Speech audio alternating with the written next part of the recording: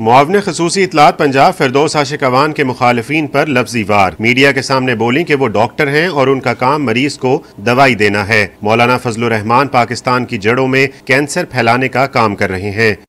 जब कोई जिस्म के किसी हिस्से में कैंसर की तशखीस हो जाती है तो आपको भी पता है कि कितना भी प्यारा बाजू हो इंसान का, कितनी प्यारी टांग हो, जान बचाने के लिए उस सजा को अपने जिस्म से कटवाते हैं और खुद कंसेंट देते हैं कि काट दिया जाए।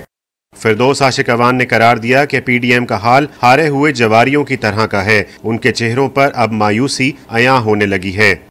कल सब की जो उम्मीदों की, आंसू की और इस्तीफों से भरी जो कश्ती थी वो मझधार में 8 घंटे फंसी रही जाती उम्रा में, और आखिर जो है वो बीच समंदर में गर्क हो गई और सारे उसको हसरत से देखते रहे।